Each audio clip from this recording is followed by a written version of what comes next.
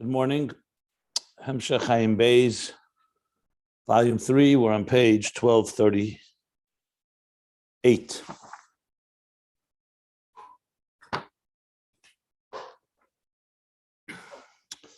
So the explanation of the Zohar, which is a continuation of the discussion of the development and maturation and maturity and growth of a person in their Avodah Hashem. So we went from the natural and the mutva, the natural and behavioral, to the emotional, to the cognitive emotional, to the cognitive, and in the cognitive itself, through Chetzeni Samoichin, Pnimi Samoichin, Bina, all the way to Chachma.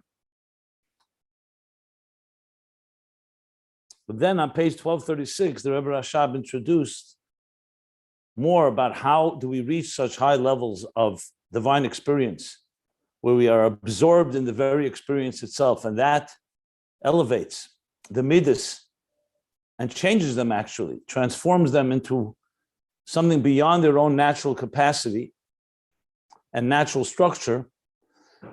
Discussion of the yichud of Chachma and Bina, the yichud of Abba ve'Ima.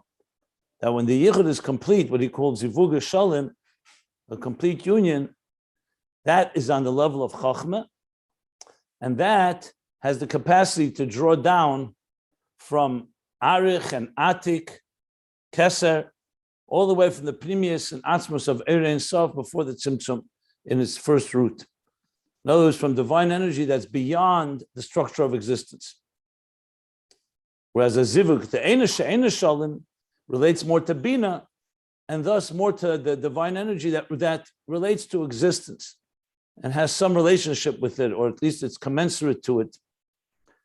On page 1237, when he introduced the Kabbalistic concepts that we're now learning what they mean in Avodah and in the Chabad language, he said that this zivug, when it's complete, or to say better, the zivug shalom hu kasher, when is this zivug complete? What makes a complete zivug? What defines it? What would make something a complete union as opposed to an incomplete union? He says, when the Chachma and Bina are mistaklim, they're gazing at the metzach of Arich Ampin.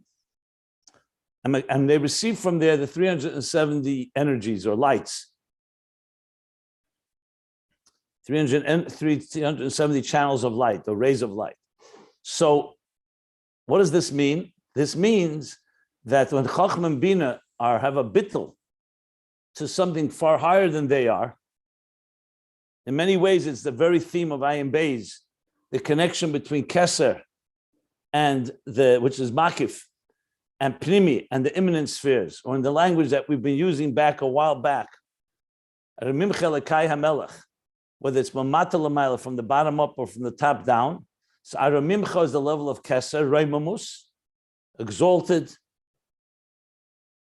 a higher state that's beyond. That's what Reimamus means, Aramimcha.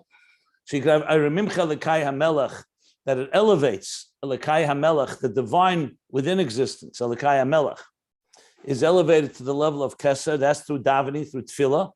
Or Aramimcha Mamayel Lamata, that Aramimcha is being drawn into Lekai HaMelech through Torah. We're going to get back to that much later in Ayin Beis, and we learned this at length much earlier in volume 2. But this central theme of the interface between the divine that's beyond existence and the divine within existence is something that we have gone over a number of times, especially in context, if you remember the end of volume 2, the Yesh Amiti, the Yesh Nivra, on the two ends of the spectrum, the creator, the created Yesh, the created existence, and what's the interface between the Ayin, the Oyer, that state of bittul between the two, and that itself breaks into an Ayin of the Yesh Nivra, meaning a divine energy that relates to existence, and a divine energy that relates to the source, as beyond existence. And we learned many interpretations in that, but I'm just connecting it all because it's very clear that when you're saying that Abba ve'Imach, which is in the world of structure, remember we said even the experience of Chachma is not one that defies structure. Even Chachma has hischalkus. However, the hischalkus, the structure, like he said, is in a state of shapelessness, like in a seed. back on page 1235, where he gave all the examples. The example of the cloth, of the parchment, of the voice, the sound and letters. The example of the face, that the face, you see the entire picture, not just the details. So Chachma is the beginning and part of, in some ways, the structure, but within Chachma is embedded, and that's what makes it a powerful interface, levels that are completely beyond existence. And they manifest in Chachma.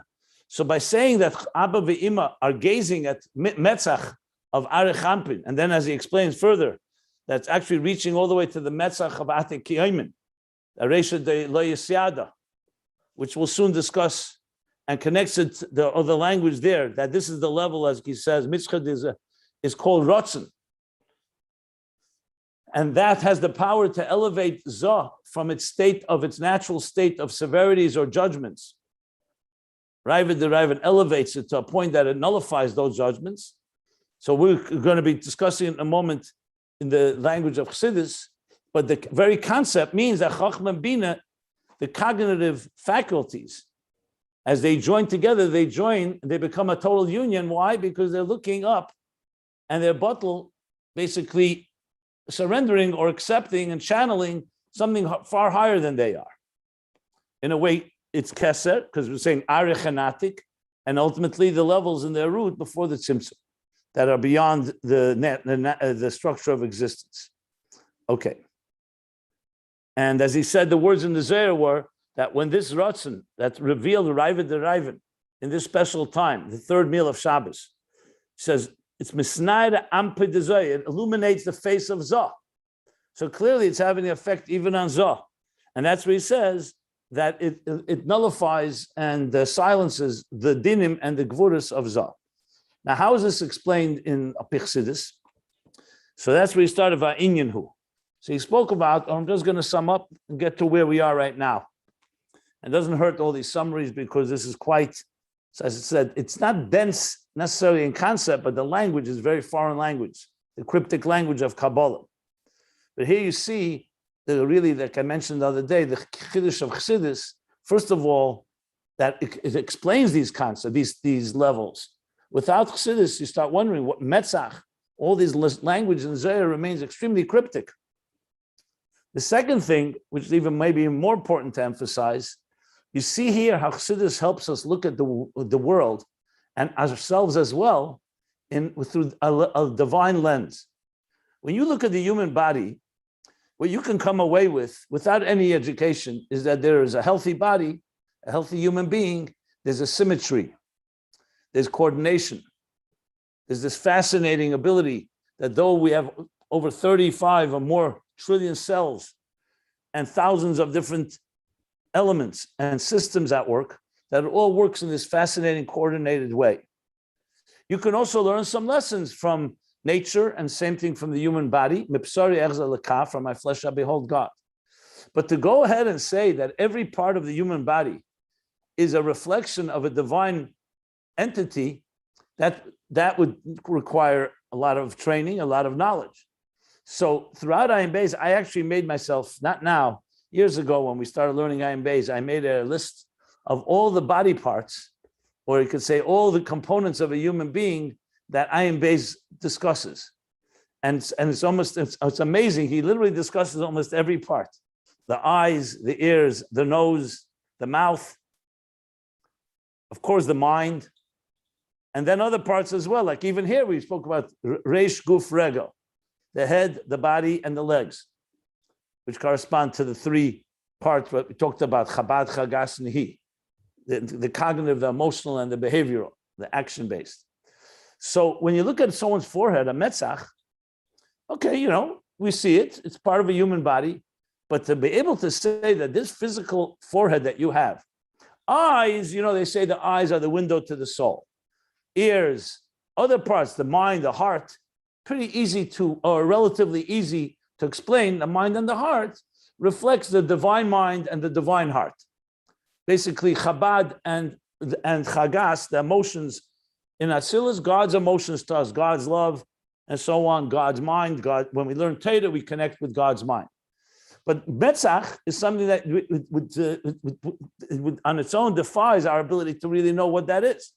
And here, as he did in volume 1, as I mentioned, 2/3 of the way through in volume 1, or a little closer to the end, where that Metzach, that our very forehead, is not only an example, it evolved on a physical level from higher spiritual levels. And what is it in the spiritual level? So he's saying is the level of rotzen, desire, will. But a will where the chachma, the intelligence that drives that will, is concealed. Just like the forehead conceals what's behind it. You don't see the moichin in the forehead. The forehead is simply a shell. It's like the part of the skull. I don't call it part of the skull. Yeah, it's part of the skull. And it's an outside thing we see, but it encases the brain and the mind. So he's saying Metzach is the level of rotzen, but the rotzen with the moichin is concealed. The second thing you said about Metzach is the other way around. That Metzach is connected to Netzach, to determination, to an unwavering determination, that even though you don't have the reason that first gave birth to that desire, that will, because it's not radiating in a revealed way, like I just said, yet what remains is a trace of what you did have, and the commitment remains. So there's a complete determination. So in that sense, Metzach connects all the way, like you said, to Ratzon Shalamayla Masechel. Because even though you don't have a reason right now that you can say, here's why I'm committed, a reason that's illuminating and vitalizing and giving vitality to the desire, yet the determination is there. And in that sense, it has an advantage because it's not subject to the changes and shifts of Seichel. Like he said, Lo Odamhu, Lo Yishakar V'Lo Yonach. It's not a subject to changing your mind or regrets. It has a certain eternal power in it. Now, just to complete the picture, explaining this is already straight what Metzach is. But before that, he explained, to introduce this, he said that in Ratzon itself, we have a Ratzon Elyon and a Ratzon Tachten. The Ratzon Elyon is just, that's what the Ratzon of the Nefesh wants. It has an inclination that is drawn to something that's not driven and not taken and built upon Seichel. And the second is called Ratzon Tachten, Shenilkach Ba'adam Mitzad HaSeichel. That's derived from Seichel, from intelligence. That means there's a reason why you want to have this. The first Ratzon, which is not clear yet where he's going with the first higher Ratzon, we'll see later. But it seems that he's talking about the Ratzon HaTachten, but in the Ratzon HaTachten, there's two levels. There's the level where the Ratzon, the Seichel, is radiating in a revealed way, and therefore it creates, like he said, just using the words we learned yesterday, that Shamer Ba'er HaSeichel HaRubchinas Ratzon Pnimi. It's an internalized Ratzon, meaning it's very alive. Shechefetz u'mishtekek ba'adavar mepnei HaSeichel HaMachayve v'yesh b'chayis v'gili er. That's the description when the Seichel is radiating. That's not Metzach. That's when the Ratzon is fully under the impact of the reason behind it, and that reason causes that to desire and to lust and to yearn for it, because the Seichel is compelling it, and it has Chay's vitality and Gili Er. Then he says, Yesh Eid B'chinas Ratzon, where he, Gomar B'daite, the one time he came to a conclusion that it's worthy of wanting this, and even though, and afterwards that's forgotten, but what's not forgotten is the commitment. The commitment remains intact. And he says that's the level of Metzach of Zah. Should add Zah. So that's the Metzach of Zah, and that is like an example, like he says, the Metzach that conceals the Moichin within it. On the other hand, this Heskem Yesh B'Teik of Gadol, it has a more intensity, it has greater intensity, even from the Ratzon Al Pi Seichel, because it's really Etzem HaRatzon Shalamayla Maseichel. That's what he says. And that's why Metzach and Netzach are one. Now, one final point in this, based on that, and that's also why the Metzach is above the actual structure of a human being. The identity of a human being begins from the nose. The Metzach is above that, Al Pi Halacha as well. And that's why it's the take of Gadol. However, that intensity is there, the determination, but the very Ratzon itself, the Erva Gilui is mitzumtzum by ma'od, because it's concealed. You don't have any Gilui. It's just a strong determination of like an absolute determination. But Gilui of Seichel is not there. And then now with this, he explained the Zohar, the first part of the Zohar. And this is the reason why all the severities and judgments are awakened, are misaden. They are stimulated and born b'hai mitzchid is on the level of metzach of zah. Because since Meichin is not there, so you don't have the full maturity of the mind that creates balance. Like he said, a zaken, an older person with a mature mind, has compassion. Here, it's not in the form of that. There's no ha'aras ha'meichin, and it's only b'kitzur v'tzimtzum. It's like in a summarized form, and can tzimtzum, diminished, in a form of shima built nelemes belvad, a trace that's it's only in like a concealed trace. That's why it cannot tolerate the other, because moichin is the force that allows different perspectives. When you don't have moichin, basically narrow-mindedness or closed-mindedness, when you have less of that, less of moichin, then you have din v'gvura. Like a child, he says, was mole din and v'gvuras. What he means that, not that a child is judgmental, even though that's also correct, it means that a child's emotions are still raw. So there's no balance and there's no maturity to tame these emotions. She says, Atinu komole dinim v'gvuras, v'azokin mole rachamim. An older person is filled with compassion. And children don't have that developed minds yet to have that type of compassion and tolerance and of coexisting different opinions. A child can't, for example, see someone disagrees with a child will not have the patience to just say, okay, let's discuss it. Because the child's emotions are really driving the person, like we learned earlier, the impulses and so on. And there's a mind that has the intelligence of a child, especially as it grows older, gets more powerful. But overall, the child is driven by raw emotions and impulses. And that's why, Tinu kumoli dinim v'gvuris, you see how a child so quickly reacts and can get upset and tantrums and so on, even though it may not last, but a child does not yet have that mature mind. So how's that relevant here? That Zah on its own, the Metzach of Zah, is the place where the Gvuris are born. A Kumoy Kain. This was the last line we learned. Kumoy Kain b'chinis mitzcha, liyash ein sham ha'aras ha'meichin, the forehead of Zah, because it doesn't have there the reflection of the mind, because the mind is behind the scenes, concealed. L'chein hadinim misadim minei. That's why the dinim, the judgments misadim minei, are stimulated there, are aroused there, or originate from there. The kad is gala mitzchid arechampin, and when the metzach of arechampin, which is a higher level of revelation, the mitzchah that's revealed in the metzach of Zah, then ishtatik dina, then the severis and gvuris become silent and nullified, like we spoke. Or Kamoshi is bored, as he will explain. So there's going to be more on this topic.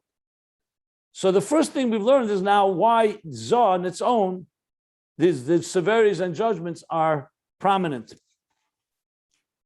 or misadin. They're awakened over there. Okay.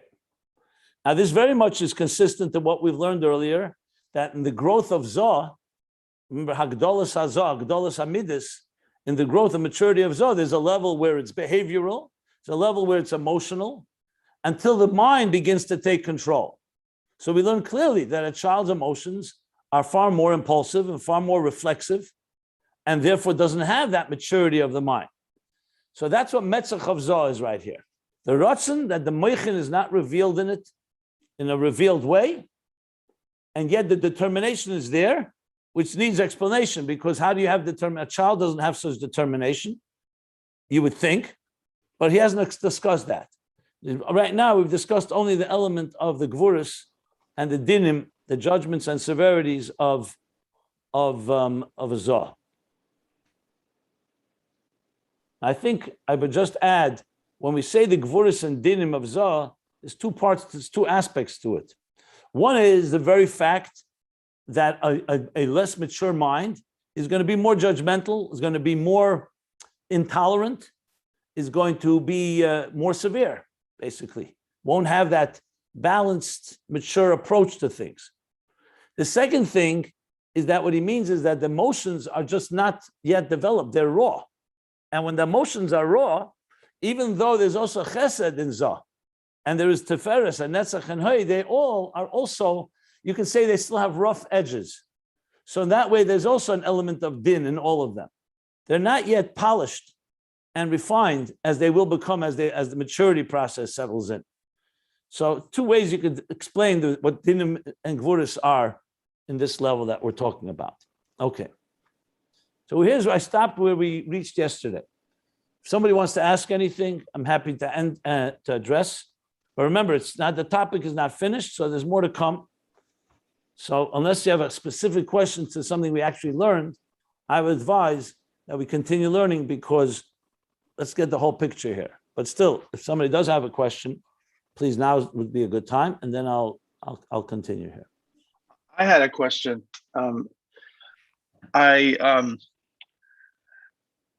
We were saying that the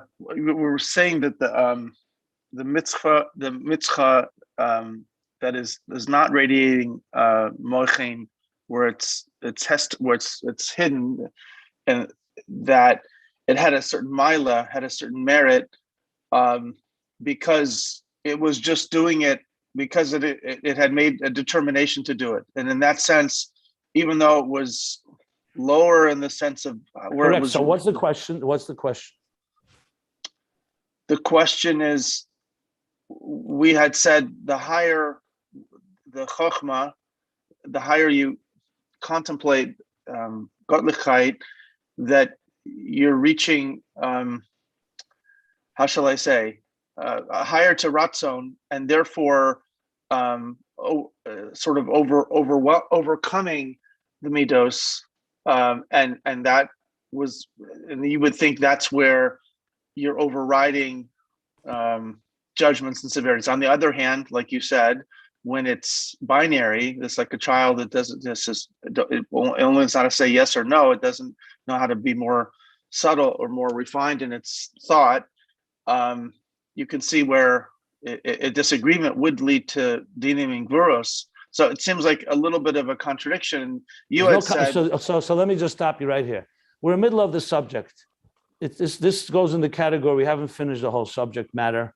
It's before we finish, it's not, the Rebbe Rashab knows what he said before, and he's in the middle of explaining the Zohar of Vizah, and then he just said Arich Hampin does mitigate and does silence the severities.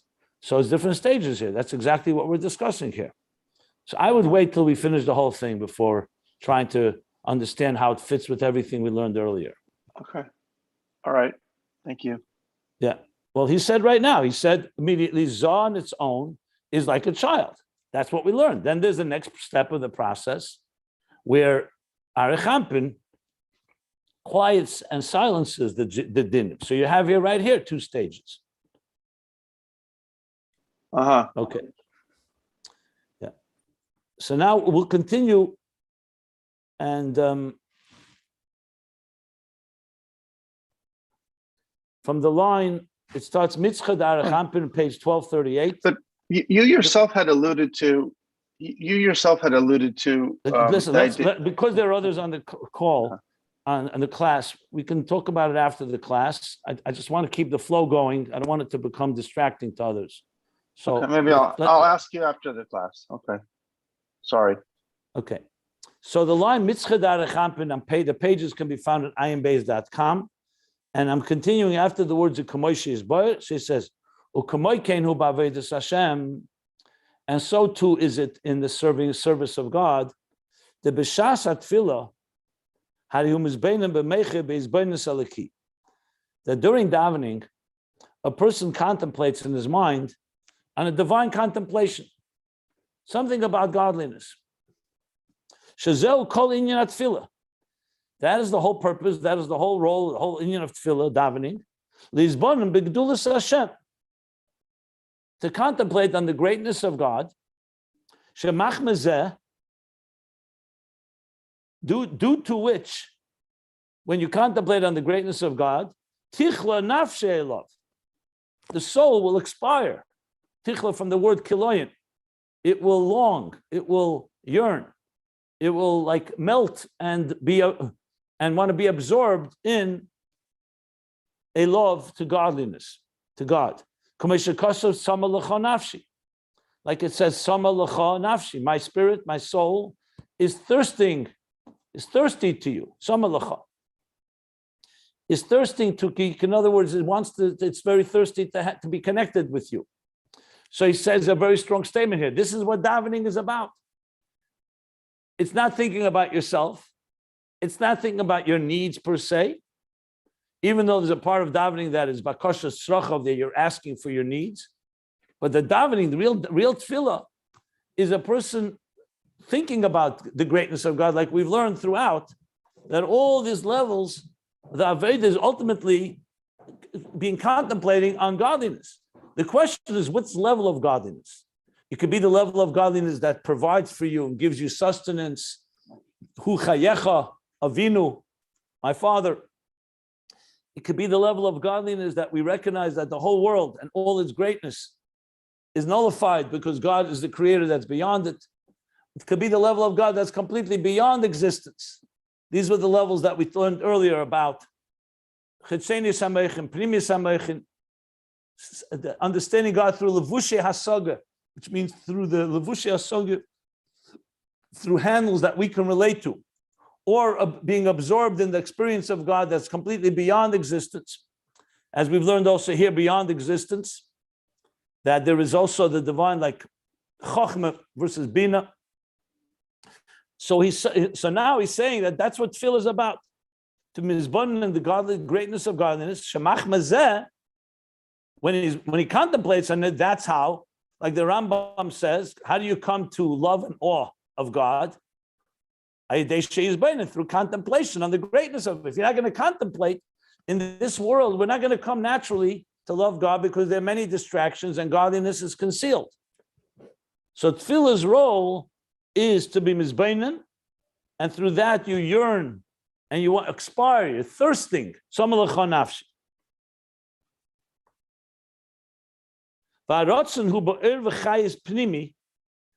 the desire of the person when he's in this state where he's contemplated and now he's thirsting and longing for godliness, for being part of, to be connected to God, says this ratzon is ba'er v'chayis pnimi.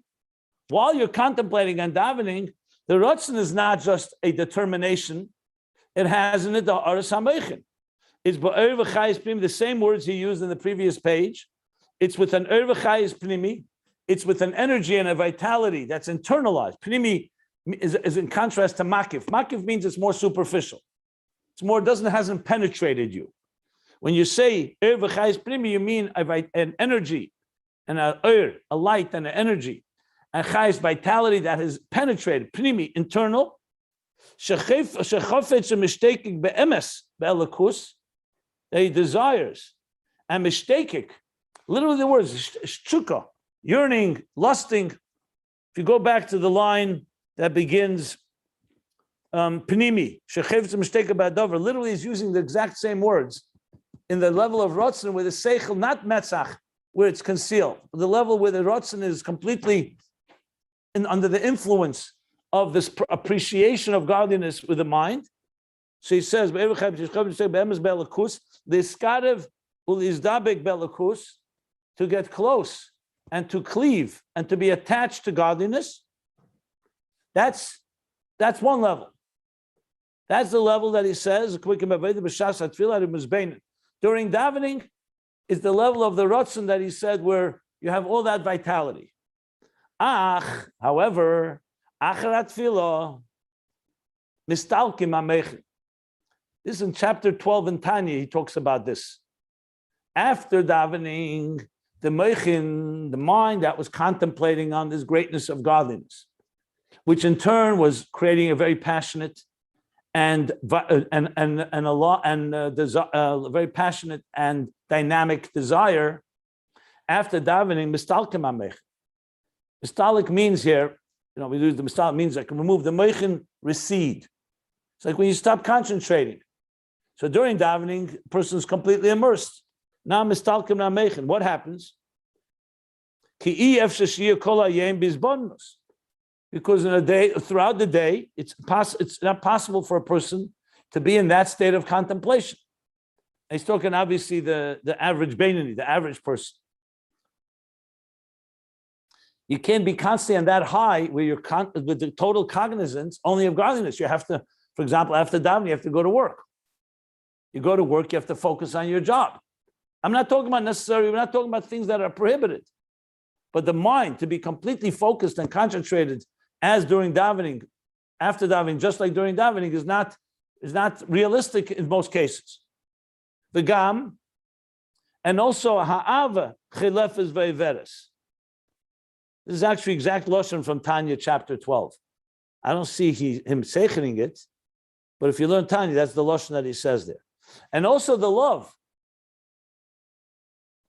These bonanus is not there, and also the love that was awakened during davening. Chilefes ve'veres means it passes. Chilefes means it changes to other if your focus is in other areas. Ve'veres, and it passes. Chilefes ve'veres. And he actually explains what I just said. V'harei acharat tefillah. Why is this the case? Because after davening, tzorech lasik kol echad ba'asokov. Every person has to get involved in whatever his business is. Asokov doesn't necessarily mean purely business, but whatever involvements and interactions he has.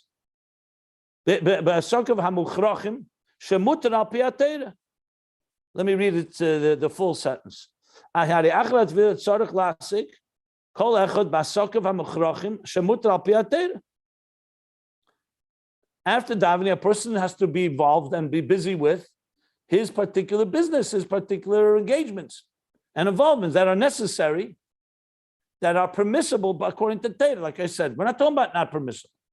We're talking about either work for parnasa or whatever a person is involved in. He has his responsibilities, you can say. Kamesha Kosav, like the Pasuk says, Sheishish Yomim Taseh. The Pasuk says, 6 days, Taseh Kamalachtacha, you should do your work. He doesn't state it here, but the Sifri says, just like there's a mitzvah to keep Shabbos, there's a mitzvah in the 6 days of the week to work and not sit around and do nothing. I know that mitzvah is not so well known as Shabbos is, but it's a mitzvah. Again, he doesn't state that the mitzvah, but it does bring the pasuk, and it's clear. That's what we do. You do your work. Now he's going to qualify rak. However, the way you do your work, sheyeh b'loy lev. So there's an expression, Chassidus talks about it in many places, the Rebbe brings it often, that when you do your work, it should be done without your complete heart and with your heart. What does that mean? Is it without your heart or with your heart? On them koch. Let me explain. I'm going to explain. B'loy lev. That means, and he's going to say right after, v'hi b'kavon l'shem shemayim. And it should be with a kavanah l'shem shemayim. It's like a second point. But let's first say what's b'loy lev. So there was a chassid who came, the Rebbe Rashab. He was a chassid Shiur. He was once a Talmud in Tevchet Mimim, and he made a fortune relative to those times in manufacturing galoshes. Remember, in the old shtetls in Russia, there was no paved streets, so shoes, the muddy streets would get damaged quicker. So he was a part of the galoshes industry. And he made, this was his business. The Rebbe Rashab looked at him and saw where his head is at. He smiled and said, Fiesen galoshen aber gesehen, aber a Kopf in galoshen. Feet in galoshes I've seen, but a head in galoshes? Because he saw his whole head was immersed in it. Now, on the other hand, there's an absolute din in halacha. When you do business, it has to be masa matan b'amunah. You have to do business faithfully and ethically. If you're working for someone, you can't be sitting and saying Tilim and learning Chassidus all the time, because you're supposed to be dedicated to your work and you have to do your work faithfully. So how do we reconcile these two? On one hand, do your work. On the other hand, don't have your head in it more than necessary. So there's a story with who's it? I think Yaman Kletzker. He was Alter Rebbe's a Chassid. So he was once making his, but he was a businessman as well. He was once making his calculations and for the year. So he was saying like Tishrei or January, Tishrei, income and expense, Cheshvan, income and expense, Kislev, and so on. He came to this total of the year, the sum total, he said, he wrote, Ein Eid Milvade. There's nothing but God. So the Rebbe once asked the question, if he's so consumed with godliness that he doesn't even write the number of what was his total net profit or net loss, so how did he have the presence of mind on each line to write the number? He should have written, Tishrei Ein Eid Milvade, Cheshvan Ein Eid Milvade. Everything is godliness. And the answer the Rebbe said is, if he would have done that, he doesn't belong in business. He belongs learning Torah all day. To do business, you have to be ethical. You have to be faithful. You have to do your business correctly. You have to know your numbers. But when it comes to the total, what's the sachakal? If someone says, what's the real total of it all? The total is not money. The total is to serve God. So in other words, to do your business in a dedicated way, but reserve the best of your mind, like the Rebbe Rashab said, that your head shouldn't be completely immersed only in galoshes, only in the business. So to do it, because the Eibishter said, make a keli, make a container, God will bless you in everything you do, which means you have to do something. You can't just sit and daven and expect God will send you parnasa. You have to make some keli, but don't overindulge in it. Like you said, not a koch. Shouldn't be overindulgent in it, because at the end of the day, you're going to get what God wants you to get. Chassidus talks about that as well. So to make the keli, we have to do. So it's below, that's belev. You have to put your heart into it. But below lev, that your heart's in it, but not completely.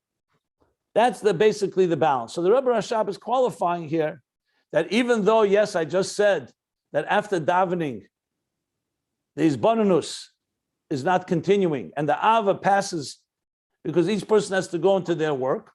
Nevertheless, that doesn't mean that the work has to be suddenly the most prominent thing in your life. It means you need to do it. So both are true. It's still not like davening, but you're also not completely immersed in the work where your whole head is in the galoshes. And v'yeh b'kavana l'shem shamayim. So b'lei lev covers the area where your passion is. What are you excited about? So a real person, in this case, does their work, but their excitement they reserve for Torah mitzvahs and davening and so on. And the kavanah and the work should be done b'kavanah l'shem shamayim k'meshkosim b'makamacher, like it says elsewhere in his bar gamkein li'il. And was also explained earlier.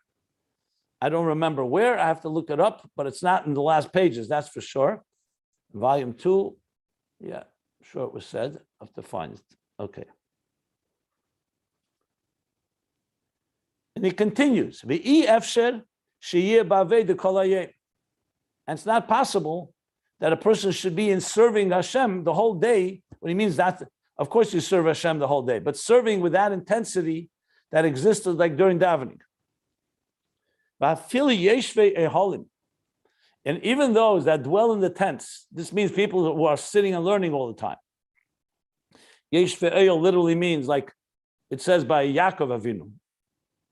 Ishtam yeshav v'hol, meaning his whole life was sitting in the tent, means the tents of Torah and Tefillah. So he says, even the yesh ve'el, meaning people who don't go to work in business, like in the world, in the mundane level, she'eskim b'Torah kol hayom, who are busy with Torah all day long. So you could say, you know what? They do have this all day. Ef shaliyas b'yispailas ava be'es halimud ve'es katera. Oh, he does bring Tanya here. So even they could not be in a spilus of ava, an excitement and a passion of love during their learning and involvement and exertion in Torah. As he writes in Tanya, this is chapter 12 and also later, I think chapter 14, a few places.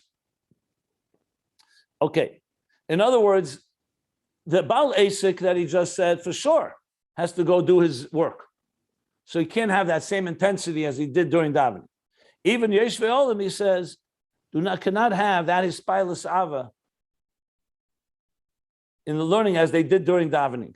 Like he says in Tanya. So what do they have? What do all these people have after davening? Rak shenishar aheskem al kol hayeh. That was what remains.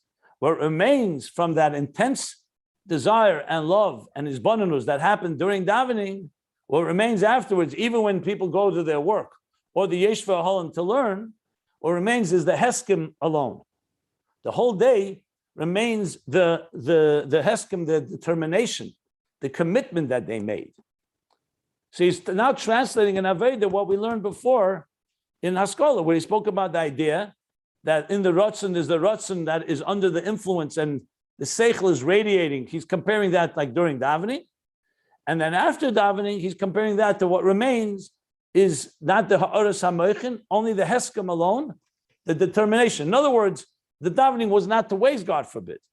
It had an impact. The impact, however, is not that you're full-blown excitement as you are when you're in the moment, but the effect, the after effect, that you're determined to commit and committed to what you were to be connected to godliness. But you're not feeling it in quite the same way. What does that mean? V'hainu. This means after that it was determined by him during davening,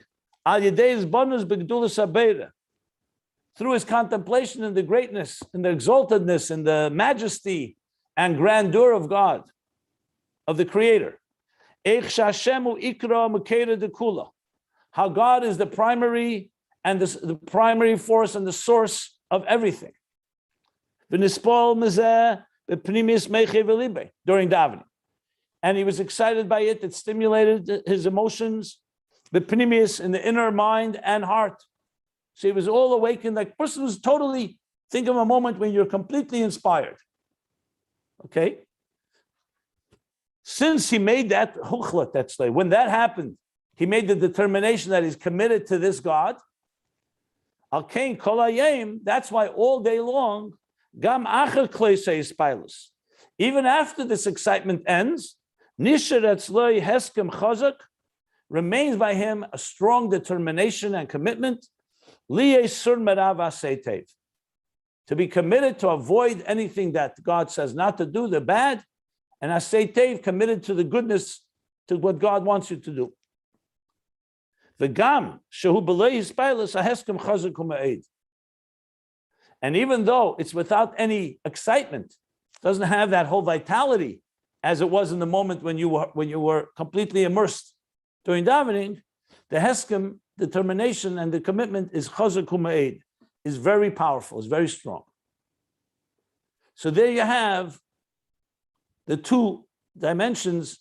The second one, of course, is metzach havzah. That's what he called mitzcha dezah. He doesn't spell that out here because he's relying, we just learned it.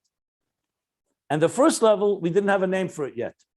He just said it's a level where the Ratzon is under the influence of the Seichel, like here during davening, and that all the inspiration is there. Now, I mean, everybody can find examples for this, even though we may not reach this level by davening.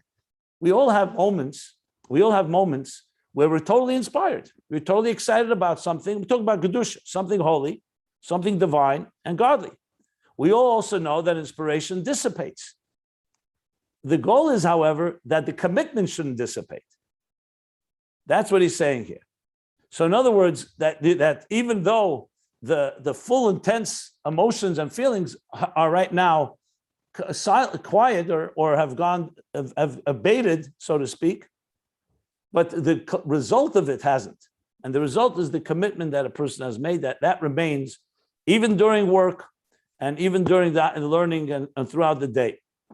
That's what he says here regarding these two levels. But as you'll see, the next paragraph, he goes back to Ratzon Elyon and Ratzon HaTachton. So the subject is not over yet.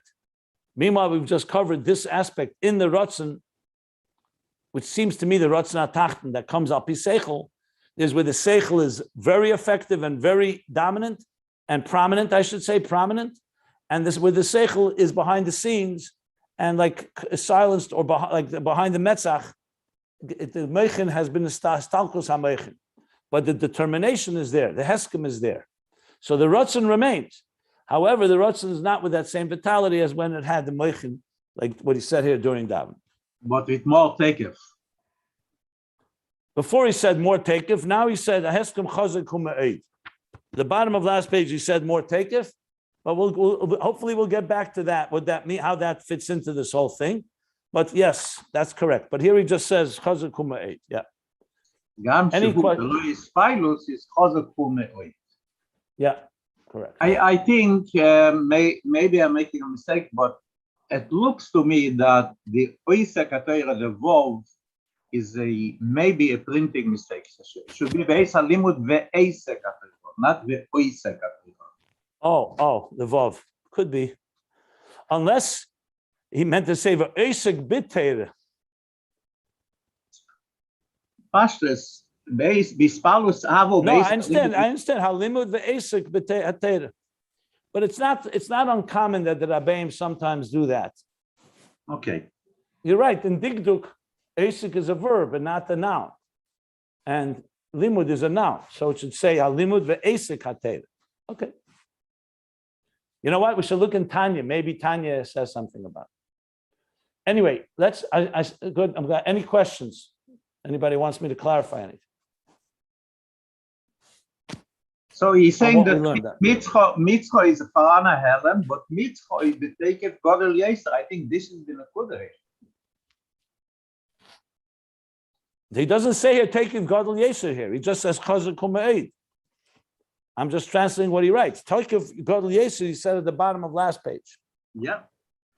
Okay, but here he doesn't repeat that word here because it's another Nakudah. It's not, it's two different things. Right now we're talking like the Metzach, even though it's a Helam, it has a strength, it has a Netzach in it.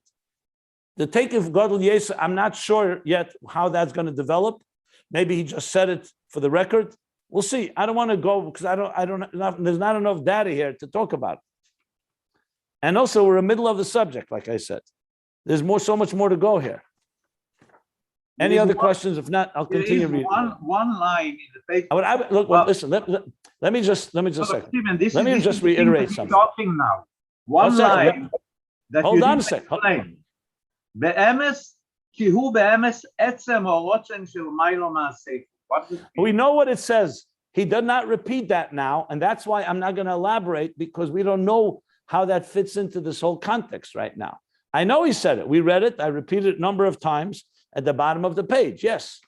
But we don't know yet because he hasn't finished the subject. Let me just say something. Look, to me, when I'm learning Ayin Beis, it's as if the Rebbe Rashab is speaking right now to us. We stood by Fabrengen 6-7 hours, and no one opened their mouth when the Rebbe spoke, right? Even between the sikhs, no one opened their mouth because we were busy absorbing what the Rebbe was saying. I tried to learn Ayin Beis that same way. The Rebbe Rashab is speaking. He didn't finish his subject even. After he finishes, we could all sit down and then figure it out.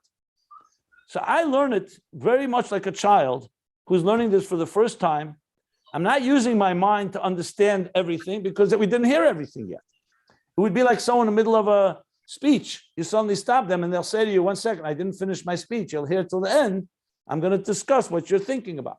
Now, I understand the temptation of trying to understand everything. But part of understanding and learning is also discipline and restraint. If you indeed have respect, and I'm not saying none of you don't have respect, I'm just telling you how I was trained, and I'm trying to also teach you as best as possible how to learn, not just what to learn, how to learn. To really appreciate, whenever we try to understand the Rebbe too well doing a Fabrengen, we end up not understanding anything. The first step is, as I've said a number of times, is to absorb what it says. Pshat, simple pshat. That's true learning. The problem is children do that naturally. Adults don't. Adults, maybe we weren't trained properly in school. I don't know what it is.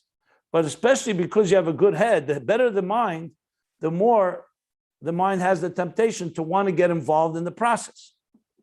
So I'm not here to tell you not to do that, but I'm trying to say if you want to learn it properly. So if we were learning one-on-one, then I would tell it to you one-on-one. But since there's a group here, that's why I'm reiterating this. I've already told a number of times, I spoke about one of the secrets of Chazorah, of remembering hours and hours of the Rebbe's talks, was that we had to empty our minds of trying to process information. It was only absorbing. Processing came later, at a completely later stage. And that is a vital element. I've given the exercise that I don't know if I remember mentioning it here, but maybe some of you know. I did an exercise with many people. I gave them a book to read, and they should just choose a page or two, study it as many times as they like, close the book, and then write on a piece of paper what they just read. Without going into all the long details, the smarter the people, the less of the page they captured properly. I even found people who wrote things that contradicted what it said in the book that they were supposed to express, they were supposed to replicate. And when I asked them, how could you write something that contradicts what it says? They said, because I didn't agree with it. That's the classic mistake. That means that was not the exercise whether you agree or don't agree. The exercise was to repeat what it said. And this is something that a mind needs to be trained. If I had any control over it, I would train, all the schools should train children how to think like that, because we turn into adults, people do not know how to listen 100%. They listen 80%, 90%. And especially if someone's smarter, they think they can get away with it. I've made this mistake myself many times. I listened to something, I think I got it. And then I realized I didn't get it. I didn't hear the whole thing. So I think it's vital. This is not meant to silence anyone from asking questions. But I think the questions I would divide into two categories. Questions that are on what we just learned. What's the pshat of what we just learned? What did we just learn? Did we understand what it said? That's where I stop for the questions. Then there are questions on the whole subject matter. And since we're in the middle of it, I can't answer it because I don't know what the Rebbe Rashab is going to say. I myself don't even have an answer. I don't allow myself to ask those questions, even if I have them, because I want to read on and see how he's going to develop it. So what I do in my mind, I just register that I have something that's unclear. Like many times I spell out, I'm not clear what this means. And then hopefully it will get clear. And if not, I'll go over it again and again and again. So that's the process I would suggest is the best way. Now, especially when learning with a group, and this is also being recorded. People watch it on YouTube. It ends up being watched by thousands of people. So everything you say is on the record, which is fine. Again, I am happy that people should see an engaging class where there's questions and answers. And even what I'm saying now, I want people to hear, because this is how you really learn properly. Anyway, this is not a Musar speech. I just felt from time to time a reminder, just as I see the context. So I see here, it's still in the middle of the subject, literally. So of course I have questions. I already said I have questions. I'm not sure where the Ratzon Elyon works, if you want to know. I'm not sure with this thing where he says that it has more determination, the bottom of last page, how that fits in. And I also don't yet know how it's going to work with the whole Chachma Bina that we learned, because the Rebbe Rashab didn't get back to it yet. So I could also pose many, many questions, but is that going to be a good learning exercise? That'll just make things more confusing. So what I'm saying is the Rebbe Rashab, I trust him. He's starting a subject now. It's developing. As you know, probably from the beginning of volume 3, I have in my mind at least 7 questions that were not answered. We're going to take 50, 60 pages before we get back to it. So yes, it could be a little draining or challenging to keep in mind, because we like a question, answer. But Chassidus is more than questions and answers. Chassidus is a divine experience. Just as we're learning now that we want to be absorbed by it, that's what I would suggest. Try to be absorbed by what we're learning. Every line here has plenty to work with. Then there's the logical process. The logical process is far more bina, just for the record. And chachma is far more taking it all in.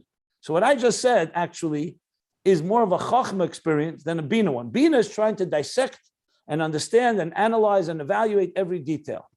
So anyway, I just wanted to throw that out there in context of the learning. And please, this is not personal. This is not talking to any one individual. I'm talking to myself as to everybody here, just in the process of how to learn properly. Do you remember the page where the Rebbe Rashab actually said this? What we were shocked was, it was like the end of volume 1 or something. I don't remember. Yeah, I remember. Yeah, it's in. I said we should all mark it down. It's in volume 1. I wasn't shocked. I actually was gratified, because I finally found that the Rebbe Rashab himself said it. So Doesn't have to be sourced from me. It's straight from the Rebbe Rashab. I'd have to look it up. I don't remember right now exactly where it is. I remember it was on the right side of a page. That I remember, and around 2/3 through volume 1, I think, somewhere there. But I have to look it up. I don't remember right now. Yeah, it was very. There's actually the left side of the page, if I recall now. No, my mistake. Left side of the page. Yeah. Okay. Okay. Since it's already after the time, so I'll stop here. The end of the paragraph 1238, and please.